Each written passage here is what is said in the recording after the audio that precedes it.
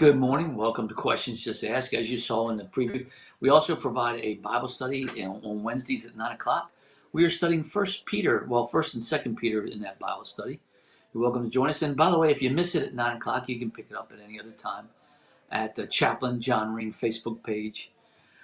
This is all a ministry of hope for the community, and you can find information about the different things we're doing. I'll soon put information about these broadcasts on our website, which is www.hopelowcountry.org. And you can see what we're doing. So hey, you're not here to get an advertisement. I don't do this for that. I'm here to answer your questions. And last week we were looking at answering a question by somebody who was scared to death about Jesus saying, "Depart from me, I never knew you." It's safe to say there are people who seek Jesus in all the wrong places. And today continues that conversation with this question. How come Paul says that we are saved by faith alone, but James says we are saved by works? By the way, whoever asked this question is a good student of the word. It could seem that there's conflict. So what we're really looking at here is, first, let's look at what Paul said in Ephesians 2, 8 and 9. He says, "For it's by grace you've been saved, through faith. And this is not from yourselves, it's the gift of God, not by works, so that no one can boast." So what Paul is saying is there is no such thing as works righteousness.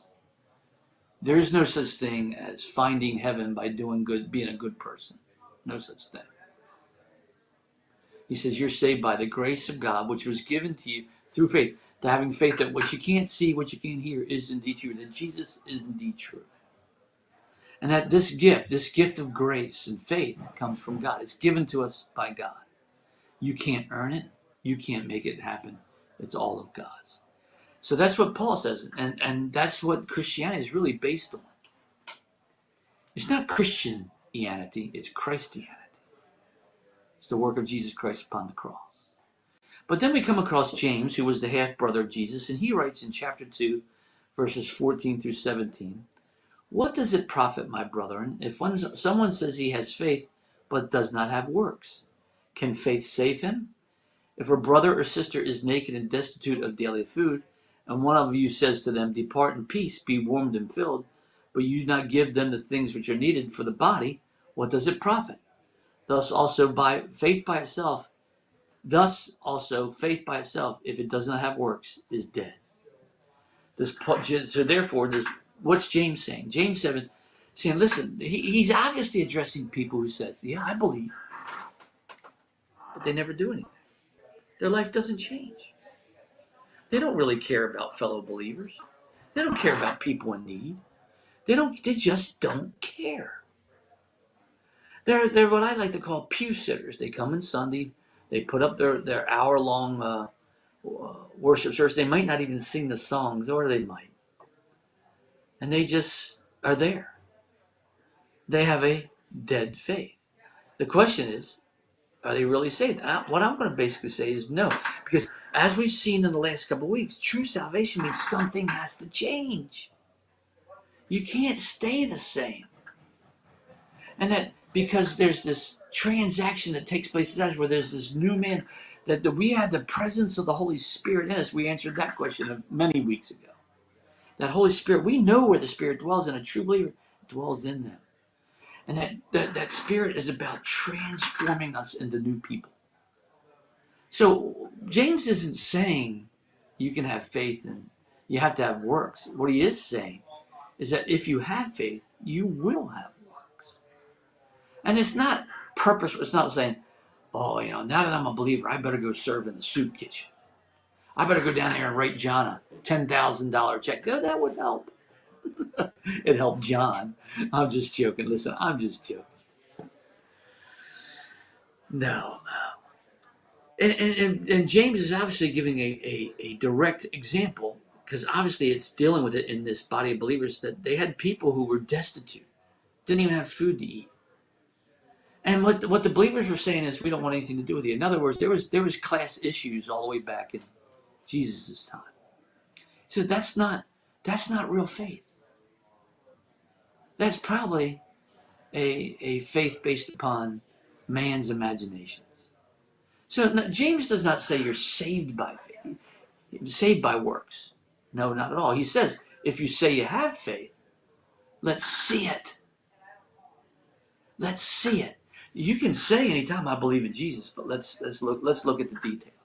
And the details is what happens in our life. That's what James is saying. He's not going to disagree with Paul, but he's not saying, well, you got to have works in order to get to heaven. Well, you'll have works, and they'll come, and you won't even realize they're happening. And we just discussed a lot of that last week about, hey, loving one another, looking out for each other, laying your life down for others. That natural works will accomplish. So one thing that's happened in my life is I'm overcome by messages of grace that happen in real life. I'm overcome by feelings of destitution and people who are just lost in life. I hurt for them. I want to walk with them. Just had a man come in here this week and talked about his journey with cancer. I said, well, let's walk together. He said he loved that. Looking out for others. Looking out for those who are destitute. Be willing to dig into your own pocket and sacrifice for them. See, that's what Christianity does. It brings us into a body of believers. And out of that will come natural works. Now, they're going to be different from different people. There are different gifts given in by the Holy Spirit. But they have to be evident. If there's no gifts evident or no gifts, you have to go back to the basic. Or do you believe that you're saved by faith? Do you believe that Jesus is the way, the truth, and the life? And that no man comes to the Father but by him. But what James is saying is when that happens, a natural transition to caring for other believers and caring for others and loving others will come. And if it's not there, you have a dead faith. It's that simple. So I hope this answers your question. Again, some of these questions are getting so deep, they're not easily answered. I'm just giving you the best I can. Next week, we're looking at, as we finish up January, it's hard to believe we're past the halfway mark of January already. We're looking at if Christianity is the only right and true way, is everything else demonic? Man, great questions here in January. Keep sending them. Please send me questions to john@hopelowcountry.org. Send me questions, john@hopelowcountry.org. I hope I never run out of questions and never have a week say, we don't have any questions. I think these are great questions. See you next week as we look into the next one that you have sent. Thank you so much.